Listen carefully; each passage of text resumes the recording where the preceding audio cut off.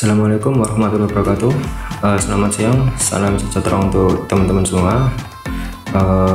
Pada video ini kebetulan saya mendapatkan sebuah servis PC all-in-one, dan PC IO ini mereknya Acer ya, Acer yang seri Z.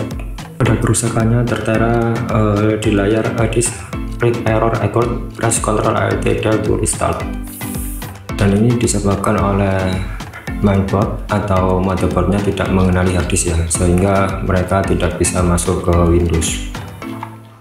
Setelah itu kita coba masuk ke BIOS-nya dulu, kita cek di bagian harddisk terdetek atau tidak, dan kita cek bagian-bagian lainnya melalui BIOS.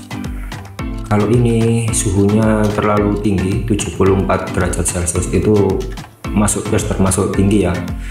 Makanya di sini rusaknya itu sebenarnya ada dua, dia tidak bisa masuk Windows, dan kalau dipakai lama-kelamaan itu bisa mati sendiri, bukan restart tapi mati sendiri, dan itu biasanya disebabkan oleh overheat atau panas tadi, sehingga kalau pada panas tertentu, suhu tertentu, dia akan mati sendiri.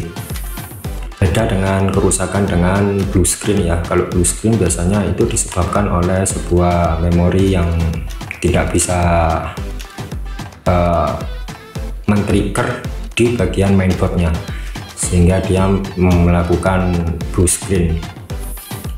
Setelah kita cek tadi harddisknya dikenali oleh MOBO atau motherboardnya, coba saya bongkar dulu karena saya curiga di bagian harddisknya, dan kalau mati sendiri itu disebabkan oleh kotor biasanya. Antara fan di motherboard atau fan di VGA itu tidak bisa berjalan. Coba kita bongkar di bagian casing belakang. Untuk membongkar ini hati-hati, jangan sampai retak atau pecah. Ini bagian dari belakang ya, back cover. Nah, setelah dibongkar bentuknya seperti ini teman-teman. Ini di bagian casing belakang saya bongkar dulu, saya ambil backdoornya.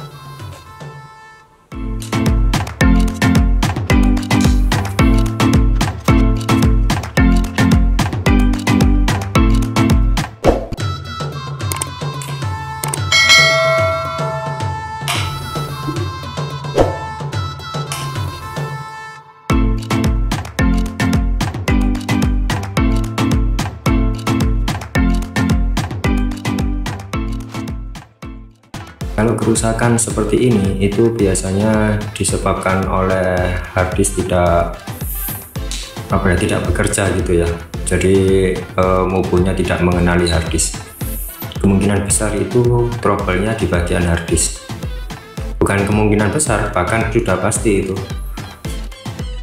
Karena kalau rusak memorinya, yang jelas dia tidak bisa menyala untuk layarnya. Rusak VGA-nya juga layar tidak mau menyala. Kalau rusak memori itu biasanya tidak melakukan booting, tapi melainkan ada indikator dari suara beep dari MOBO tersebut ya. Dari MOBO ini bisa ada speaker kecil gitu, jadi kalau kita nyalakan dia langsung bunyi beep, berarti itu yang rusak memorinya. Namun kali ini yang rusak saya curiga di bagian harddisk. Tapi sebelumnya kita cek dulu. Harddisknya ini sebenarnya tergolong baru ini, karena ada segel dari Acer-nya sendiri. Coba kita lepas semua, kita bersihkan juga karena kerusakannya ada dua. Yang satu tidak mau booting, dan satunya lagi kadang mati-mati sendiri. Kalau mati-mati sendiri ini saya curiga pada VGA, fan, bisa jadi power supply gitu. Nah, ini bagian memori ya. Bagian memori nanti kita bersihkan di bagian soket-soketnya. Ini bagian fan untuk prosesornya kita lepas juga, kita bersihkan juga. Biasanya banyak debu di sana, karena debu itu bisa menyebabkan panas yang terlalu tinggi sehingga motherboard bisa overheat, sehingga PC ini mati-mati sendiri. Dengan sendirinya kalau panas tertentu dia pasti mati. Ini bagian fan untuk pendinginnya, pendingin dari prosesor. Kotornya minta ampun ini teman-teman, kayaknya belum pernah dibersihkan dari fan tersebut.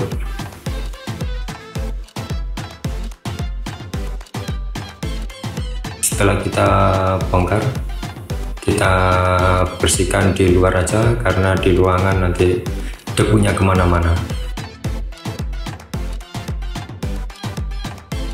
Ini bagian harddisk teman-teman. Nah, harddisk inilah yang penyebabnya tidak mau untuk masuk ke Windows. Nah, ini bagian memori. Jadi memorinya untuk soketnya itu kita bersihkan dengan penghapus untuk pensil itu.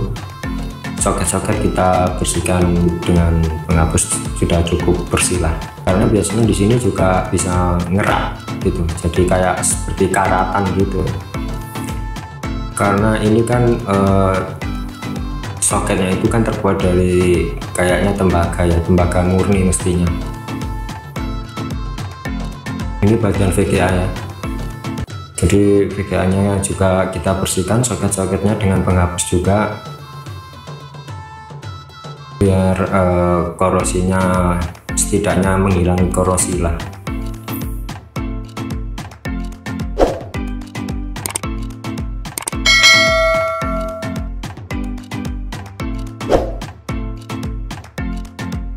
Nah, ini bagian fan yang terbesar ya, fan untuk pendingin dari prosesor. Kita bongkar semua aja, lebih enak untuk membersihkannya. Sebenarnya tanpa dibongkar juga tidak apa-apa, namun kayaknya kurang afdol kalau tidak kita bongkar, biar sekalian bersih semua gitu.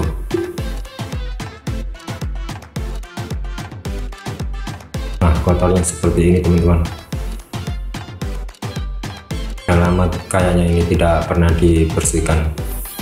Jadi ini juga termasuk salah satu perawatan dari PC. Kita harus membersihkan fan, karena fan itu nanti kemasukan debu. Di debunya sampai menempel.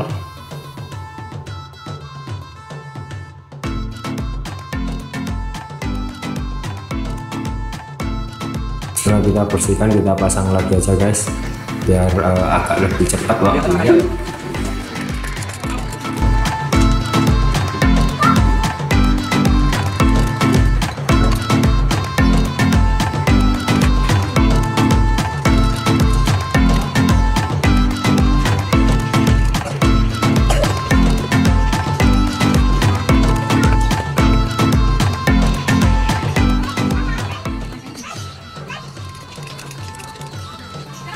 Nah, ini bagian dari pendingin dari prosesor. Nah, ini dari sela-sela ini debu semakin banyak banget. Mungkin penyebabnya mati itu disebabkan ini, sehingga tidak ada sirkulasi udara untuk fan ini ya, menyebabkan terlalu panas sehingga overheat, PC bisa mati sendiri. Karena debunya sangat banyak, udara itu tidak bisa keluar dengan lancar teman-teman. Coba ini saya bongkar aja sekalian, biar tidak nanggung gitu ya. Kalau membetulin sesuatu nanggung-nanggung itu serasa kurang enak ya, kurang afdal gitu teman-teman. Jadi sekalian bongkarin semua aja, bersihkan, karena ini juga termasuk salah satu perawatan.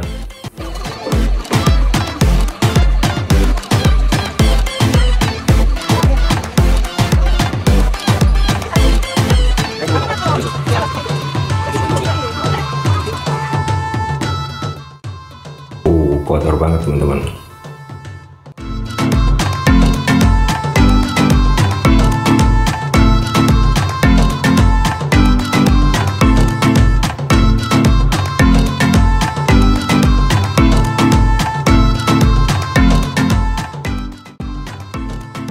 Nah, ini bagian pasta prosesor kita hilangin aja, nanti kita ganti dengan yang baru. Tentunya harus kita hilangin, nanti kalau kita lupa ngilangin pasta prosesor ini sehingga panasnya tidak bisa menyerap di bagian pendingin dari fan prosesor ini. Nah, itu coba saya rakit lagi.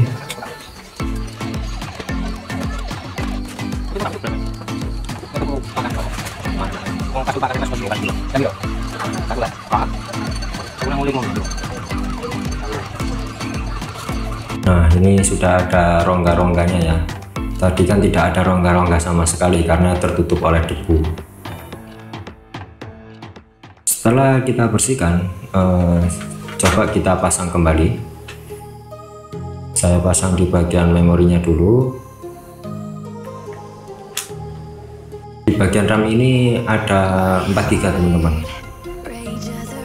dan speknya ini komputer Pentium i5 teman-teman, i5 generasi ketiga kalau nggak salah. Ini saya olesin dulu di bagian prosesor dengan pasta prosesor.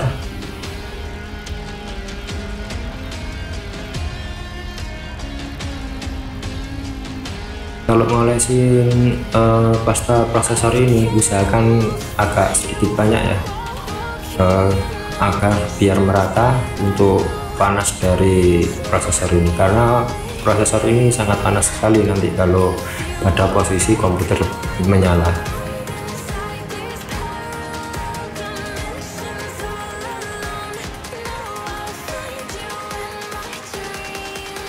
Ini saya olesin dulu ya.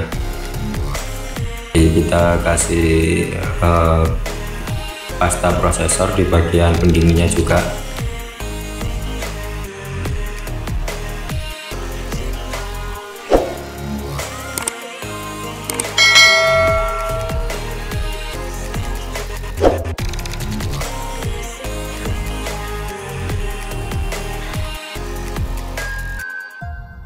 Nah, setelah kita kasih pendingin, coba kita pasang lagi di bagian pendingin ini.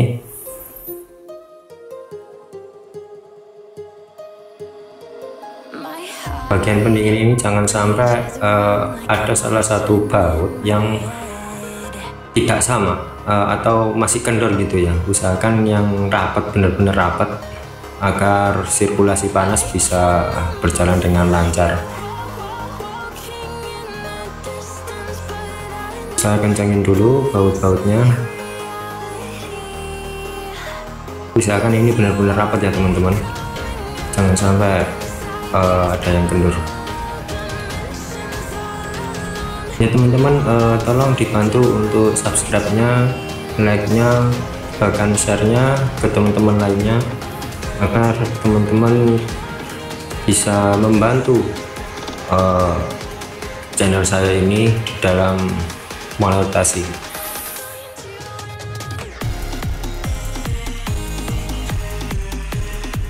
Setelah saya pasang bautnya, coba saya colokkan di bagian kabelnya, kabel fan-nya ya tentunya. Dan ini fan yang besar, fan fungsi untuk membuang panas.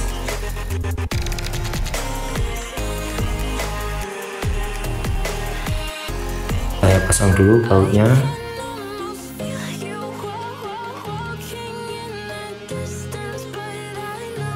Ya, kalau apabila teman-teman mempunyai kerusakan yang sama pada PC teman-teman, teman-teman bisa melakukan cara seperti ini.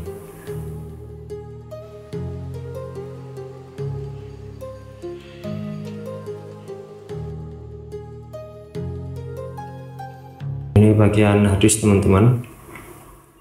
Dan harddisknya saya pasang dulu untuk tempat atau rumahnya harddisk.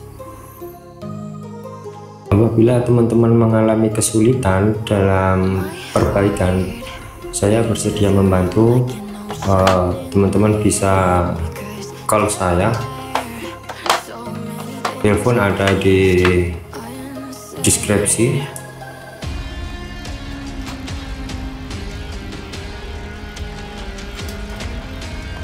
Setelah itu, setelah kita pasang harddisknya, kita pasang casing belakang.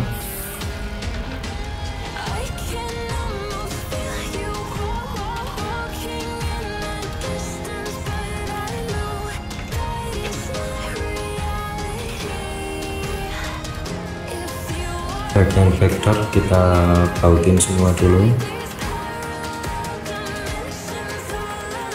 Ini bagian kabel dari power supply ya, kabel data harddisk, kabel motherboard maupun kabel fan prosesor ada di sini. Jangan lupa groundnya kita pasang juga. Sebenarnya tidak begitu penting sih, tapi lebih baiknya kita pasang agar baut tidak ada yang tersisa gitu teman-teman, sesuai dengan bawaan pabrik gitu ya. Kita pasang dulu baut-bautnya.